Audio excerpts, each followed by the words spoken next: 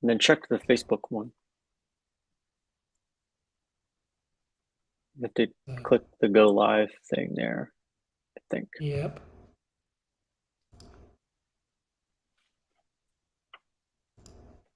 Yeah, this is what I forgot to do last time. I need to set these up first before we go live on Twitch, but that's all right. That is okay. Let the FUD begin, as they say.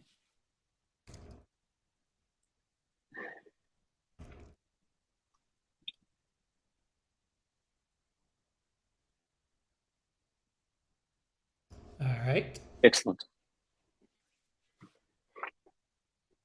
It says connect video source. All right, do me a faves. There we Click go. I got it. inside the. You got it. All right, super. Before I hit that, let me go to YouTube.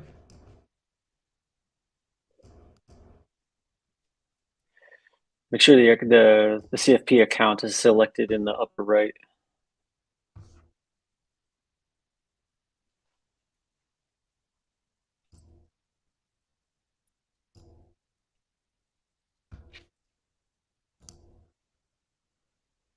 Going to be a live streaming wizard by the time we're done with this.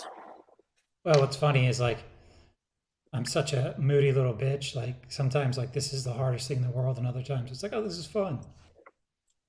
Yeah, Let's see. go live. There you go.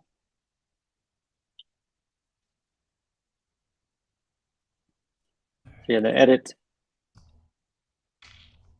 should be, yeah, there we go. Getting ready to talk about FUD FUD FUD.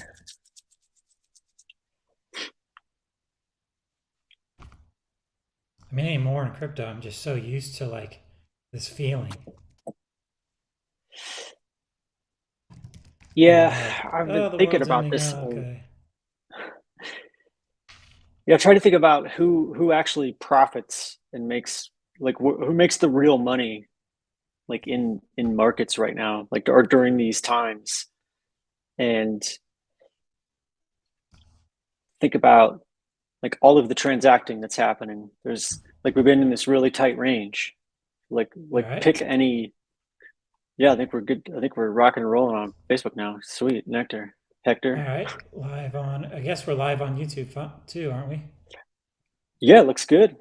Yeah, it's Sweet. today's March 8th. It's FUD Wednesday, or it's everyday FUD. It's a day that ends in Y. It must be FUD day. Yeah, it's one of those Must, weeks where we find ourselves yet again surrounded by enormous amounts of FUD. And what FUD is fear, uncertainty, and doubt. And that pretty much sums up crypto, I would say, the last year, you know. Uh, for those who haven't been in the space, this is not the first time we've been here. This happens on a cyclical basis, pretty much every 4 years. But we are in the depths of the bear market. We got a little bounce at the start of the year, and now it feels like we are returning back to the depths. But yeah, Ted, what do you want to talk about today other than the world is ending? I think the thing I want to talk about has to do with how the fear, uncertainty, and doubt, the things that people have said. First of all, before I get into that, crypto is about narratives. I think a lot of people would agree with that, and some won't. But let's assume that crypto is narrative driven. Some people would agree with. So the narrative that, or the fact that, or when you think about like people and they're people being emotional beings or emotional creatures, and are like the things that we do are driven by the emotion that courses through our, or that we experience, and the electricity that runs through our nervous system.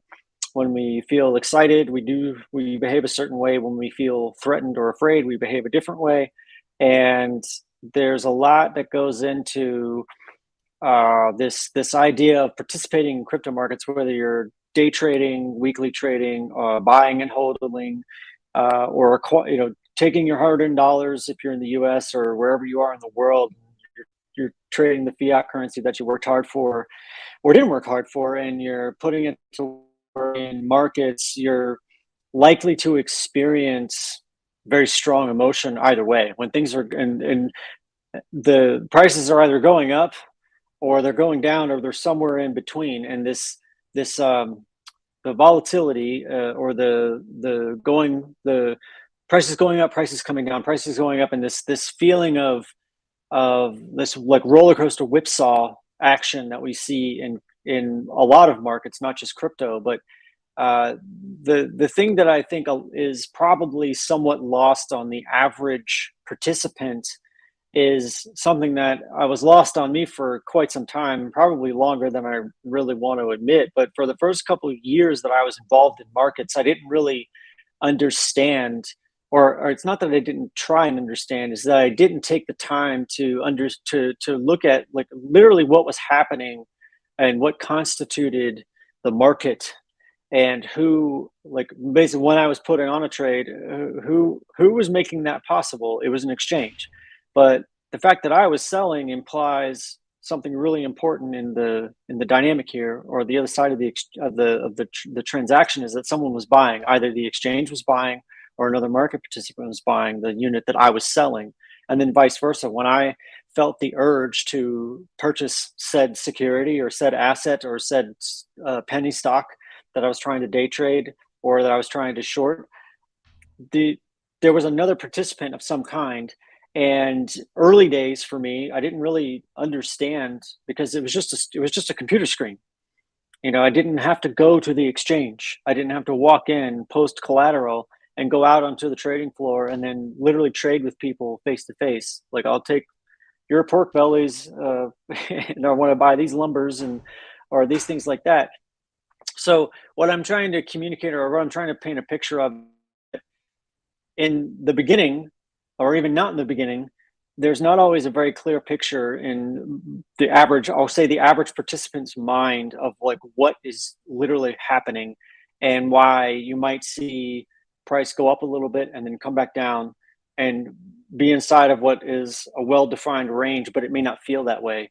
And the things that were missing for me, especially in the beginning, is I didn't understand that when I was selling, like if I purchased, let's say, 10 shares of a penny stock that I wanted to day trade, I purchased them. And then if I wanted to get out of the trade 5 minutes later or 5 seconds later, I could hit the sell button, and the exchange at that time would guarantee that someone would buy those shares at whatever, it may not be the price that I'm excited about, but it's called a guaranteed, or in many places they say they'll guarantee the stop, meaning if you want to, or they guarantee exit liquidity to you as a trader. If you need to get out of a position right now and you don't care about the price, you just need to get out of it, then somebody will be there. Like, think of them as a buyer of last resort, and it's either another market participant, like a trader like yourself, or a hedge fund, or somebody, some other market trader participant, or it's the exchange itself will buy that unit for, or those units from you.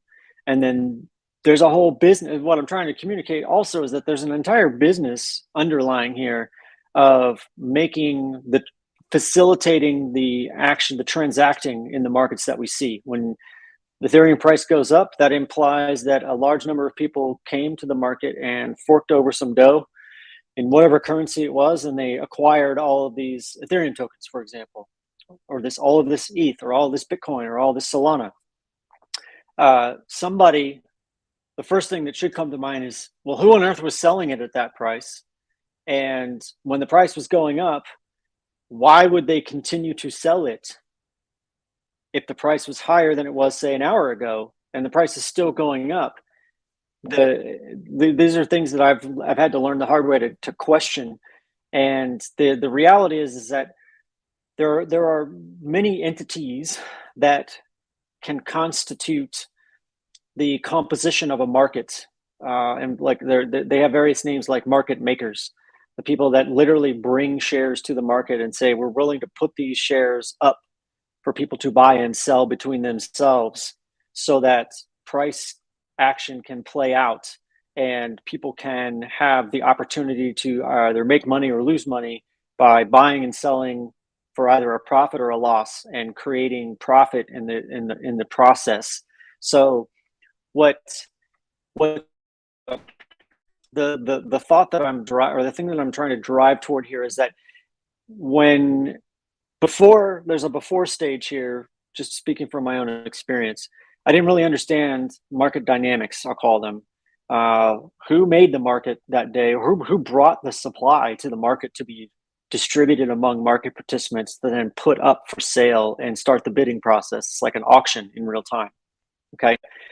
Who did that? And um, who is buying asset X at this particular price, and who is selling at the same asset at another particular price, and where do they meet in the middle? That's the current market price. So the thing I'm trying to like really hone in on here is as you peel back the layers and you start to understand, like watching, if you look at charts and you see that Bitcoin was $67,000 up here, but now it's only 22,000. Why on earth would I buy it now? And because if I bought it up at 67,000 and I held it all the way down, I've lost 60% or whatever percent of my position value. That's one way to look at it. But there's the thing to remember, or the thing to try and incorporate into thinking, that I think has been valuable for me, is that at any price, there's opportunities for market participants to trade the currency that they have for the asset in question, and then either hold it for some period of time or immediately try and resell it into the market at a different price. Now, I didn't notice I said different. I didn't say higher or lower. There's different positioning. So it really boils down to positioning. If you're a market participant like you or I, where we're retail members of the retail public that are putting up money into the exchange to then go and buy and then sell, or take short positions, which we're borrowing shares, or we're borrowing units of, or borrowing contracts, the perpetuals, if you will, to sell into the market, and start to think about who are the other people that might be on the other side of the screen in this case, and understand like the role that they play, and where like what's the flow of money. So that, and ultimately the flow of money and the buying and the selling pressure are what drive price over time. And that doesn't even get into thinking about like how to value an asset like Bitcoin or Ethereum with its current price today versus what it was 6 months ago. So I'll pause there for a second and say, any of that makes sense, and anything that I can clarify. No, I think it made sense. I mean, in the context of what we're talking about today, FUD, FUD, FUD, you've always got to remember in crypto that, the main goal is to control your emotions, right? Because you do this long enough, you're gonna start to see certain patterns emerge. And there's certain players in the space that understand these patterns in psychology, and that's just part of the game. And trust me, they use that. They use market psychology. They use human nature to try to. Hold on just a second. I'm on. Yeah, how can I help you? Uh, can, you can leave it right there. Yeah, that's perfect. Thanks. Appreciate it. Yeah, Sorry no about problem. that. Uh, yeah, so again, back to controlling your emotions, because you're going to have participants in the market, like you were talking about. There's market makers, there's big institutions.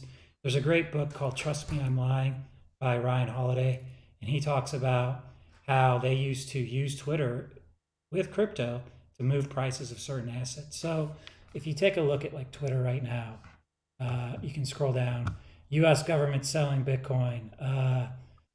Total market crypto. Look, we're in the, fear stage or the anger stage of the Wall Street cheat sheet. We've still got more down to go. I mean, I'm just scrolling down Twitter. I didn't even plan to really talk about anything, but like, all you see on Twitter is just, FUD. And I saw earlier today that Powell said if there's CBDCs, crypto's going to go to zero. Like, what the hell is he even talking about? Like, It doesn't even make sense. I don't think he knows what he's talking about. I mean, I don't think Yeah. he like Here you this is. go, I'll Tim. interrupt you briefly Tim. Okay. Yeah. to say Go. this. Go Sorry, I want to tell ahead. you this really quick. There's this guy Jim Bianco who we used to watch on CNBC a lot at the fund, and I still follow him on Twitter. He was saying that the real issue with the folks at the policymakers is like what you need to be able to do, what you have to do today is to sit the chairman of the Federal Reserve down in front of a laptop and tell him to buy an e-commerce product with his credit card and see how that goes. Yeah, I mean, it's just another example of like, but it's one thing after the other, and this has been going on for months. And so, when you talk about psychology and trying to understand what's happening here, uh, this is stuff that happened last cycle. I mean, you think the world is ending every time you open Twitter. You question your positions. Look, I've been doing it for 6 years. I told you earlier today, Ted. I was sitting there last night. I just got done traveling. I was, sitting there out of the blue. I just opened Twitter and I see all these tweets about how the US government is selling 40,000 Bitcoin. I opened the price of Bitcoin. It was down like 2%, right? Like it hadn't moved at all, but I'm like, ah, shit, it's over. What am I doing? I got to sell all this stuff. Like, why am I playing this stupid game? Like, my life would be so much easier if I just sold everything and went back into real estate, right? But like, that's not how you win at this game. It's not how you do it long term. I mean, you've got to outlast, a lot of this stuff. And it right now, it's the worst I've ever seen it. It really is. I mean, we talked about Raul Paul yesterday. He came out with a new series that like him or not, when he talks about macro and where we are in the cycle, it's really important to put this all into context because it looks like the Bitcoin and crypto markets have kind of operated around general liquidity in the market. And he brought up a great point, a great chart that showed the ISM and manufacturing peaks and troughs and how they correlated with Bitcoin's highs and lows. And it's pretty damn stunning how accurate they are. And right now we're just at a low point, right? And so you got to be able to manage your emotions. You got to be able to zoom out, especially right now. And that's again, like we'll talk about this every show. You have to manage your risk. You cannot look at something when the market's all high and flying like it was 2 or 3 weeks ago and say, this is it. This is where I'm going to get rich. I'm going to put all my money into XYZ coin and hope it works. You kind of have to understand a little bit of the market psychology, how these market makers work, and how other participants in the market will use your emotions against you. Yeah, that last thing you just said, incredibly, incredibly important because I know from watching an institutional grade player operate in the markets and how effective they were at simply using sentiment as an indicator that guided their trading, the decisions they were making about where they were. And it wasn't about catching tops and bottoms.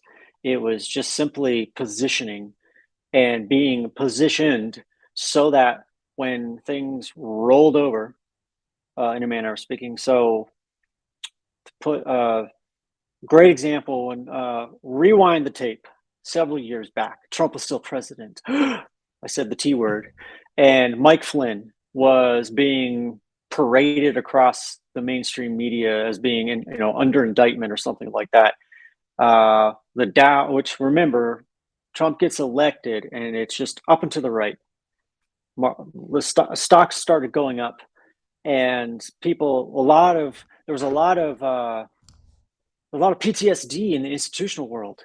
And what I mean by that is like the guys and gals that I was working with were even saying after several weeks of this, like just our portfolio's up again, our portfolio is still up. We look at the last 90 days of price action, and it's like everything is going up, and it's just like in the sayings were you have to be dead or stupid to not make money in this market. You can literally throw spaghetti at the wall and or like write all the stock tickers on the wall, blindfold yourself and throw some darts, buy those stocks and you could make money. That was the conditions.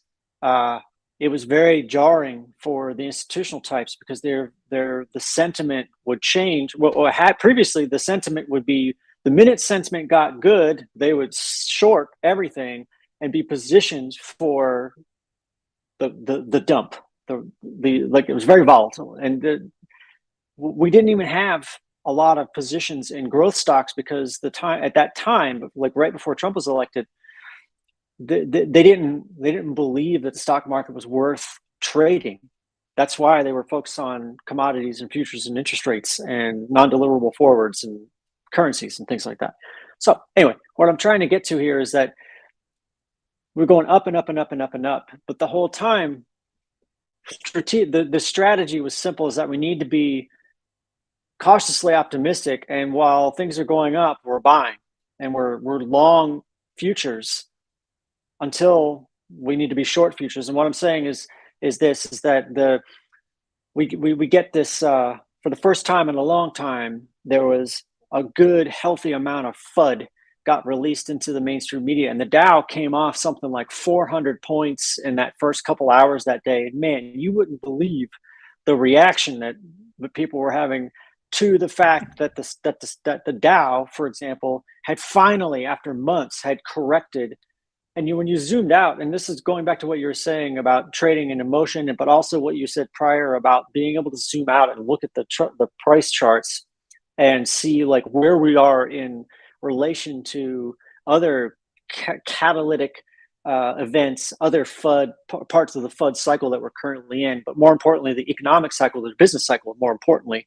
And you'll see that these corrections, and that's what they are. I mean, that's what markets do. Markets get overextended either to the upside or overextended to the downside, and then they correct. Period. That you want a trading strategy? There you go. That's a trading strategy you can make money with. When markets are overextended, be prepared for them to correct and be positioned so that when they do correct, you're able to capture some upside, or either upside if something's way oversold and has gone way down way too fast, but it can also go way too far up way too fast. It's all about positioning. But what I'm trying to ultimately like extract here is that these short-term, like, people with blinders on, we're a species with amnesia. Human beings we are, and we forget, and we see the same thing only different again and again and again, and it's new each time somehow. So when you zoom out and take a look at the cyclical nature of some of these things, I'm not calling crypto cyclical. I'm just saying that there are cycles and there are patterns that emerge, and you can see, like, you can use Bitcoin's price chart to see when people were exuberant and euphoric, and now when they are not.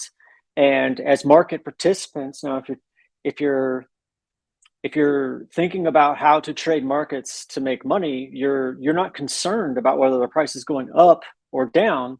You're more concerned about understanding which way is it trending, and am I positioned accordingly to capture the opportunity that is being presented here. So what I'm trying to further illustrate here is that even though crypto prices are coming, or they're pulling back after this little perk up we got at the beginning of the year, because of what? Liquidity came into the market early in the beginning of the year. Crypto prices moved higher because there was a bid. People were buying. And now, right in time for interest rate decision, inflation, all of the other media narratives, we have this confluence of events where crypto prices have, look, people are losing their minds today that Bitcoin's was below $22,000, but rewind the tape 3 months, 9 days, it was below 16,000, and people are acting way worse, in my opinion. I think people are acting way worse to this price action today than they were the fact that Bitcoin was below $16,000 for a period of time. Well, yeah, And you look at Coin Market Cap. I mean, the last 7 days it's down 4.5%, but it feels like it's down 50%, right? It's just one thing after the other in a news cycle. And again, I don't know how much of that's coordinated. I think some of it is. I think if you're a big player in the space, JP Morgan, there was a news thing that came out that they cut ties with Winklevoss twins and Gemini. that later was redacted, and you don't know who's pushing this information, right? So a good rule of thumb that I use, like a lot of times, and I forget to do this sometimes before I comment on stuff on Twitter, but give it a day, like, give it 24 hours. Everything right now is so instantaneous, and access of your, you got it all at the access of your phone. You don't know, it's going to catch you at different emotional times. Back to the point of this video, is that something you might see might hit you in a different way depending on your emotional state. And chances are, if you're watching this, you're a human. Unless you're a politician, then you're something else. But chances are you're going to have sways in your emotion, just like there's sways in Bitcoin price. Like, right, you're not always going to be on your top game. So you always have to remember to kind of take all of this in context. And the way to do that is to manage your risk, right? Like if you mortgaged your house, and I swear to God, I'm going to go off topic for a second. These people on Clubhouse, and a year or two ago, were talking about mortgaging your house to buy Bitcoin. Those people got their ass handed to them, right? It's just it's very, very dangerous to do that kind of stuff, and most participants in this market are not sophisticated enough to handle that type of risk. Okay, this stuff is risky enough. You don't need to take on leverage. You'll hear us talk sometimes about trading with leverage. That's a different scenario. Okay, those are very calculated, risk managed positions that we're willing to cut instantly. We're not mortgaging where we live to buy an asset that is one of the most volatile things human beings have ever created, right? So, just a sidetrack, I always got really, really frustrated with those people. I'm all for taking risk to an extent, right? They've got to be managed risk. Yeah, if you look at the price action today, I mean, look, we're just hanging out, right? And it feels like there's still a lot of money on the sidelines, kind of waiting to see what happens with everything. And who knows, right? Maybe the Fed pushes rates so high and everything breaks, and you get to buy Bitcoin at 15 grand again. Great. Like, I can't wait to buy Bitcoin at 15 grand. Like, that's a great day, because in 6 months it'll be 30 grand, right? Like, it's one of those things that, as long as you can manage your emotions, you can get through some of this stuff. But I think it's really important to take into context when you're talking about crypto in general, or anything with money, right? Because people get so goofy about money. And the only way to really do it is to zoom out and manage your risk. Yeah. On the risk management side, I wanted to point out that it's really, there's a couple of things to communicate here. One is, if you're putting money into the market that your heart of hearts, at the deepest level of your being, that you're probably going to need that money again soon. And I mean soon as in like 15 days or 90 days or 365 days. And you consciously tell yourself, oh, I'm playing the long game here.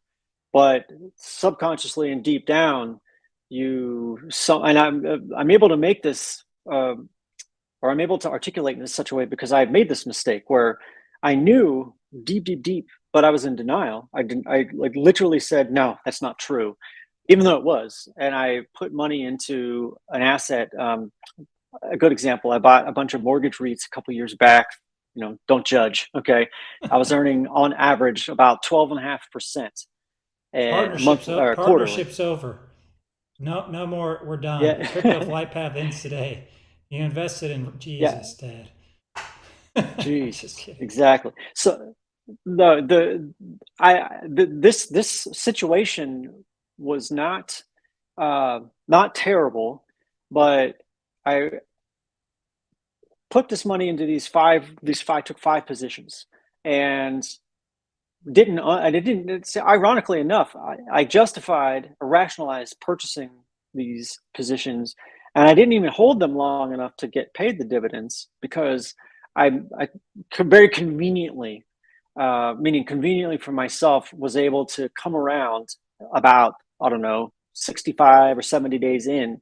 And the eerie timing here is that maybe 2.5 to 3 weeks before the COVID narrative really like took out the markets and caused the massive drops we saw in equities and financial assets all over the world. It was about 20 some days before that where I just had this weird feeling. I was in the shower, and you know how it goes. You're doing something else, and I just thought to myself, it wasn't. I know something's going to happen. It was the realization, and this is just saying how like you just don't know when things are going to go south. And I thought to myself, it's not too late to cut these because I really would feel better if I had the cash sitting on the sideline because I don't know what's going to happen with my job or I don't know what's happening with my wife's job or whatever. It was something to that effect. I think I wanted to I think I wanted to pay off her car. I was trying to convince her it was a good idea to pay off her car and I wanted to take that cash. So I literally got dried off. Instead of going doing my work that morning, I went straight to the trading account and went sell, sell, sell, sell, sell. Now I ended up making about 10% on those positions because oddly enough, this should have been a red flag, but really wasn't. All of those positions had appreciated substantially. And I have to tell you that the price action by itself would have probably been enough to get me out to say, okay, something's going on. They weren't behaving like REITs. I was expecting them the minute I buy them to tank and then me have to hold them and collect dividends to make up for it. But the thing that I'm trying to communicate here is one, you don't know when things are going to go wrong. And if you put money into the market that and I knew it, and I can say it now because I'm an adult and I'm willing to I'm willing to share this example because hopefully it reaches someone on earth somewhere that says, you know what, if that guy was willing to admit that it was wrong, I can admit that I was wrong and I shouldn't have taken this position. So I got out. Thank goodness I didn't lose any money. It would have been okay because I could have just chalked it up to experience. But thank goodness I did that because the thing that I didn't know was coming was what's his name? The guy, Bill Ackman. Bill Ackman was quoted earlier in 2020 of saying, hell is coming. I didn't know that COVID hell was what was coming, but that's what was coming. And I, look back on that like I dodged a massive bullet. And the lesson here is that you never know what's coming. If you can't afford to lose all of that money, then it's probably time to give yourself a few days to think about, like, seriously, put it off for like 3 days. The markets aren't going anywhere. I'm giving advice that I've had to learn to take over the years. As a younger person, I would have told you to pound sand. I'm going to buy it now because I want it. But learn to slow down so that you can speed up because maybe there's another opportunity that you may come across, or maybe the thing that you don't know is coming comes, and then you have your safety net or you have your cash reserve handy when you need it, and you can wipe the sweat from your brow and say, wow, I really dodged a bullet, because if I had put that all into Ethereum, or if I put it all into Bitcoin, for example, and then the Bitcoin came off 20%, then I would be taking my position and selling it at a discount from what I paid for it, even though I told myself I was in this for the 5 or 10 years because this is, the hardest money on earth, or whatever I said to myself at the time. And yeah, but the market may not agree that it's worth those amount of dollars today, until enough people like get into a position to where they can start taking a new position in the market and pushing the price higher, meaning Well, there's yeah, more buyers than there are sellers. and Bill Ackman's a great example of what we were talking about earlier, right? Remember in COVID, he came out, he went on CNBC, I'll never forget this, and gave this like harrowing speech about how the world was ending and everybody was basically screwed. And then you find out like a month later, he took giant positions in all these companies that he was ripping and made a fortune, right? And guess what? There's no penalty for that. You don't get in trouble for that, and so he's an example of somebody with influence. And look, that's not illegal. These guys have massive amounts of money. They have relationships where they can go on TV, scare the living shit out of everybody if you let them, and then they can come in and buy a position. Like, that's not illegal, which is crazy, right? But that's just the way it works. And if you can't control your emotions, you don't understand what you're investing in. And granted, that was a very weird time, but still, what happened with those markets was you had just a massive amount of liquidity that entered the system and drove everything up, right? And so, you know, I can't tell you how many times over the past 6 years, and I had to learn this the hard way too, that I've looked at a particular altcoin that I wanted a position in. And when I first started doing this, I didn't have the patience to wait. And I got burned every single time doing that. I'm like, I got on my Twitter, I followed all bull porn or whatever, and I was like, this is it. This is going to the strat. Forget the moon. This motherfucker's going to Pluto, right? We're escaping the stratosphere Yeah. with this. I buy it, and 2 days later, it's down 30%. And in my brain, when I bought it, I'm like, I know that if I'm patient, I can buy this at a better price. And granted, a lot of the stuff, a bull market will save a lot of your mistakes, but you gotta when you're doing this, you always have to remember that you can't let your emotions get the best of you. If you're buying something based off emotion, that's probably a bad sign, and that's something I've had to learn over 6 years. And in this last year, I finally got it honed into. I'm not going to go all in on whatever coin I'm buying. I'm going to dollar cost average into this, and there's one way to do it, right? Uh, it's one way to play these markets, and a lot of people don't like doing that. That's what works for me. Like, there's people that'll say, look, you've got to time these 4-year cycles and get in right before the bull starts. Well, I like buying these things cheap, and so right now they're cheap, and so that's something that I've had to learn the hard way. But if you can do that, if you can check your emotions, that's step one. You'll be a lot better off. I'm going to pull up this meme here that I think is hilarious. The first time, I know you can't see it, the call just ended, but it's just a picture of the guy where everything's on fire. He's got a little Bitcoin guy on him. It's one BTC equals one BTC. I mean, sometimes that's how you feel, right? Like in crypto, especially, you're sitting there, everybody's telling you the world's going to end. And after doing this for 6 years, I've had friends call me idiots. I've had bankers not understand what I'm doing. People look at me like I'm crazy. And, when Bitcoin was at 70 grand and came back down to 15, this is how I felt. This is fine. This is the way it works. Unfortunately, you are in the very beginning of a secular trend, and the volatility is crazy. But the volatility is what's going to make you money, right?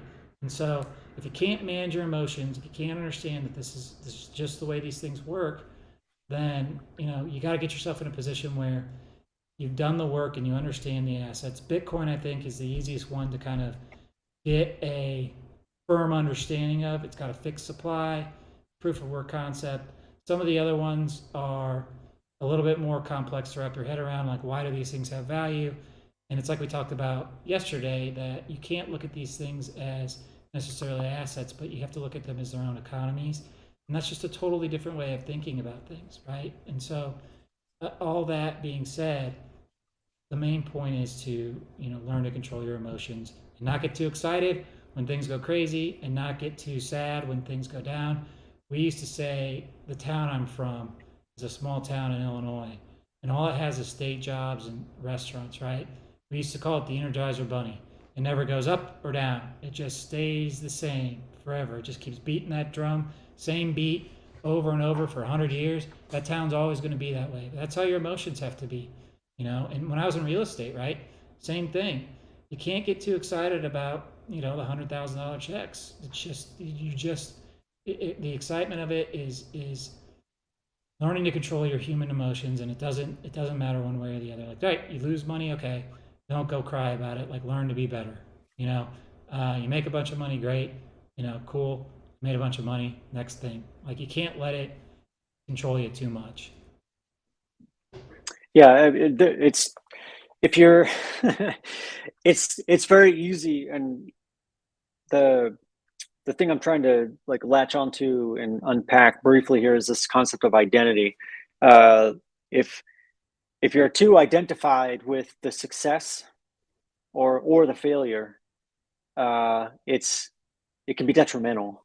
And one of the things that the big boss used to talk about is that the only thing that made him successful at the end and kept him from being a failure is that he was more focused on the process, and he decided ahead of time that if I that it was better to focus on the process, because if you did so, the outcome would take care of itself. And the outcome that he was looking for was simply that they would make more money.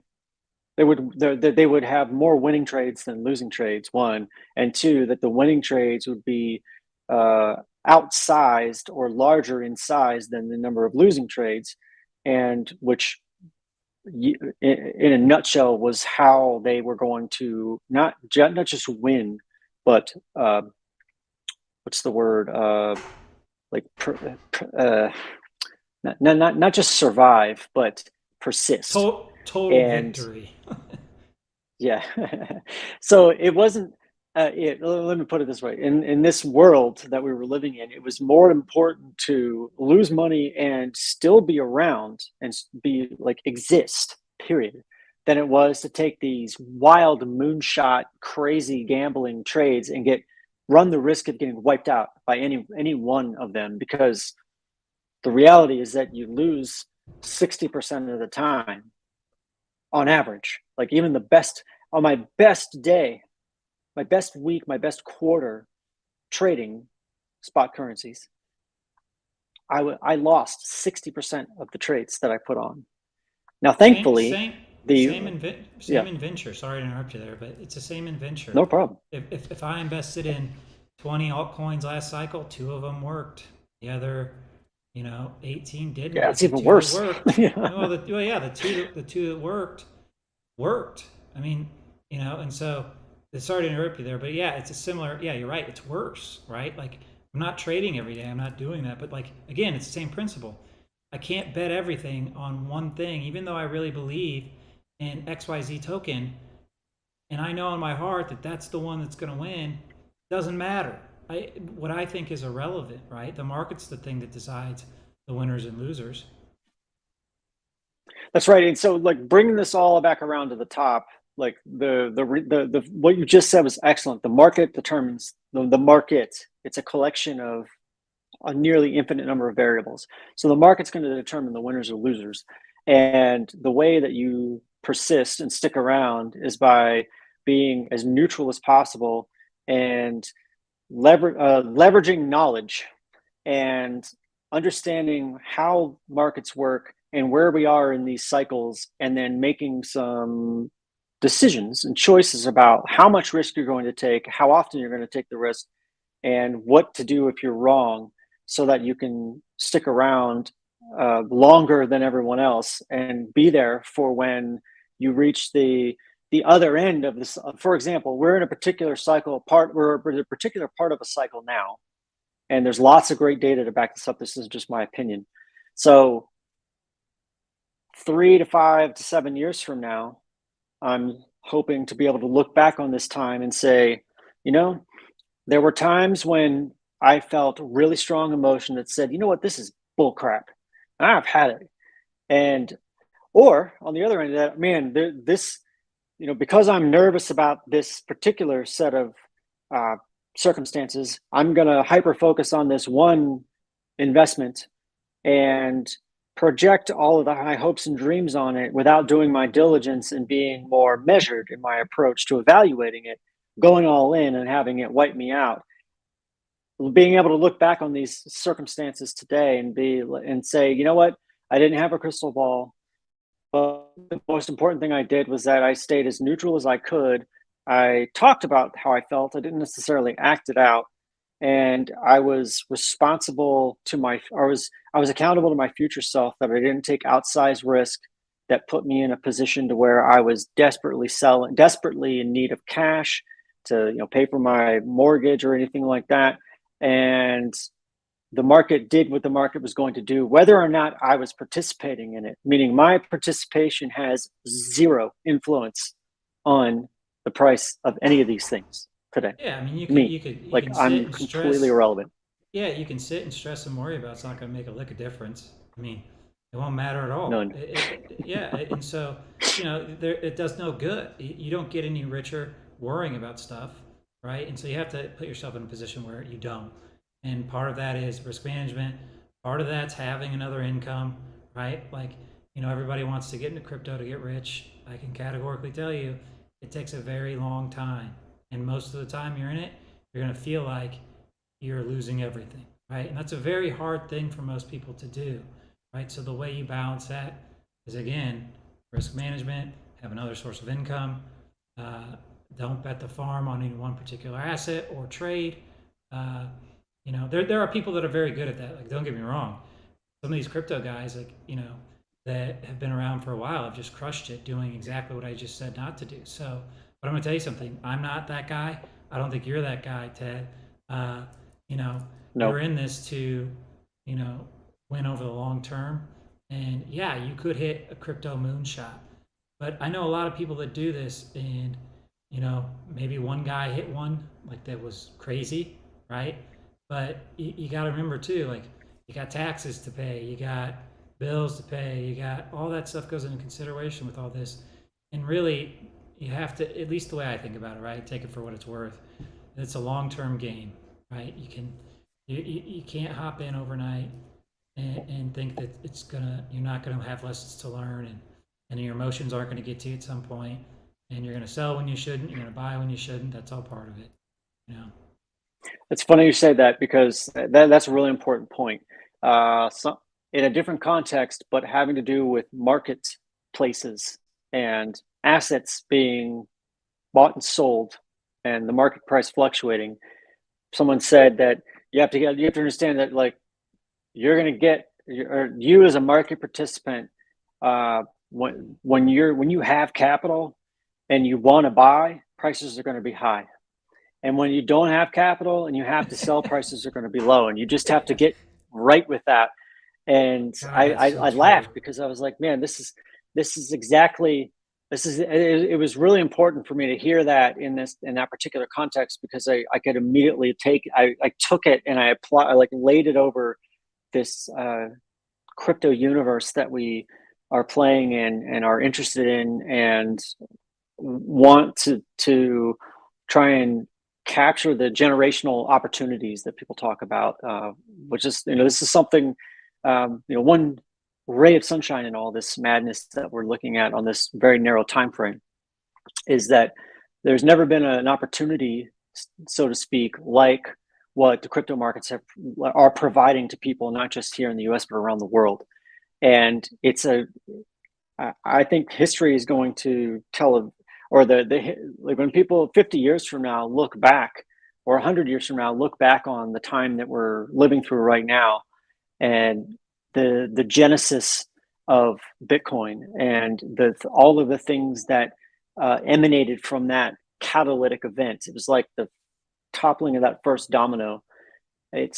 People are going to look back and wonder, how on earth did we ever live without this, like we do today with when we talk about the internet and smartphones. How on earth did anybody ever do anything without this particular thing? Like, I remember setting up my first Betamax uh, tape player, and then I mean, this predated VHS. Okay, so, and we were like, how did we ever live without this well preceded the internet in my day anyway.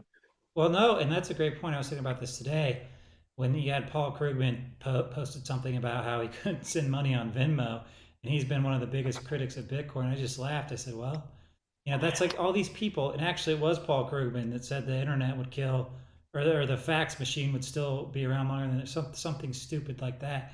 I mean, Yeah, he you have said it would to, have the same novelty as a fax machine. Yeah, yeah, and yeah, exactly. the internet. And so you have to look at these people, and why people listen to these people about tech at all is absurd. Like, these guys, I don't know if it's malicious or if it's just they don't care or they totally don't understand it. But, like, I'm not going to talk to Paul Krugman about TikTok or Bitcoin or anything that anybody 40 years younger is using to try to figure out where the next alpha is in any sort of trade. But these guys get on CNBC, and for some reason everybody else listens to them, like, or I'll give you it's like listening to a guy that made $10 million in real estate tell you how to do, I don't know, car sales. It's not the same business. There's similarities. Like, these guys made their money in a completely different world. Like, they didn't make their money in tech. They didn't make their money, that way. Like, Charlie Munger or Warren Buffett or these Yeah, these people, and I want to be careful because I don't want to discriminate based off age. I'm being serious. I don't, because there's a lot of value to be learned from people that are older. But when it comes to like technology stocks, or crypto, I don't think these are the people to listen to because it's such a new field. They just don't care. Like, Yeah, I find it hard to believe that if you're a billionaire, like a Warren Buffett style billionaire who began his career long before I was born, for example, though economically the world was different. Uh, he remembers when we were still on the gold standard, for Pete's sake. And he knows a lot more about how money used to operate than how it does operate today. And he understands the differences more importantly. And he was able to position accordingly at the time that he was able to take the, I mean, he was taking massive swings too, putting on massive, I mean, taking massive, I mean, they had the cash to do it. So they would take huge positions in these companies. But anyway, it was a different time. And with the dropping of the gold standard and the debt system as we know it today, that has created the monetary conditions that we now have to live in compared to what we used to live in as a society, 50, 60 years ago.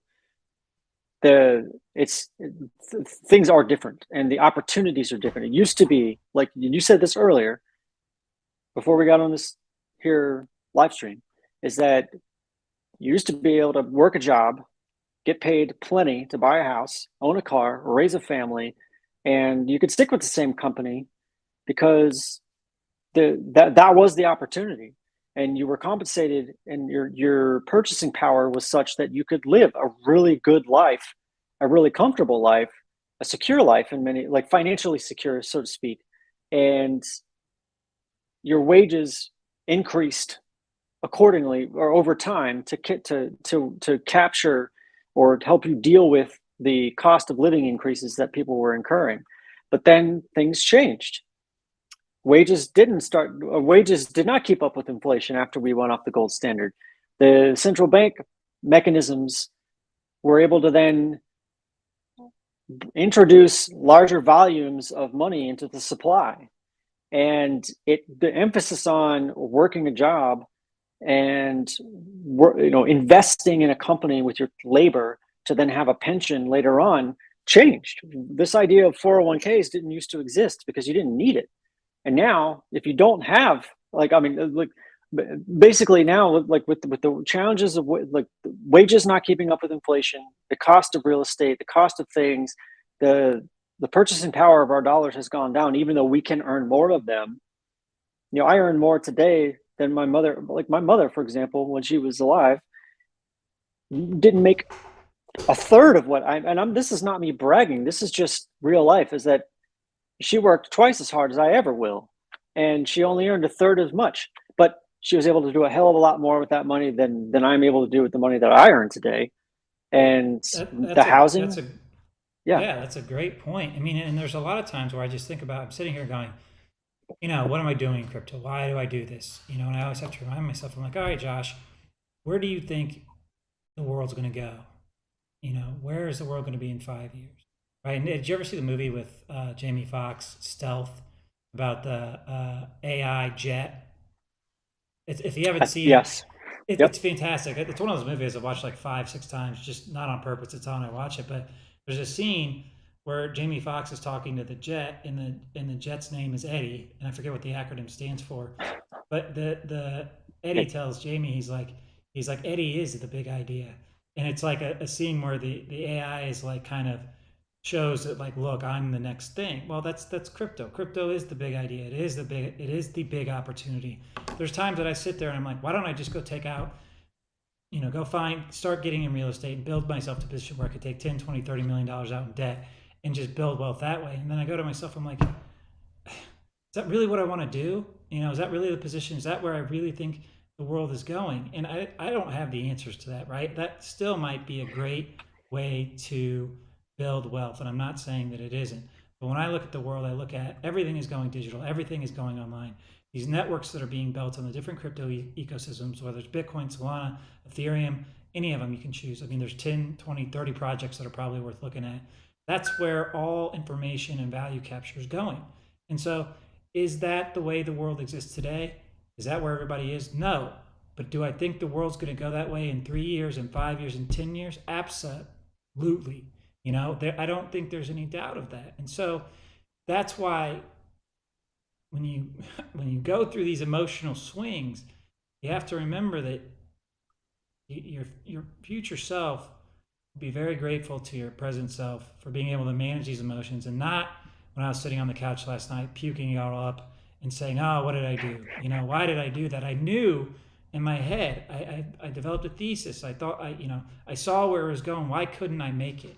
Right. Well, and the reason I wouldn't make it is because I got emotional, and I decided that for some reason people are going to stop using the internet. And for some reason, people are going to stop creating economies on the internet. And for some reason, people are just going to stop talking to each other, regardless of whatever state or country they live in, doing business across the world and traveling all over the world. Like, for some reason, that's going to stop, and people are just going to go back to operating in a local economy. Now, look, if you talk to the doomers of the world, and right now it happens to be the conservatives who think the world is falling apart and we're all going to be shitting in holes and killing our own cows.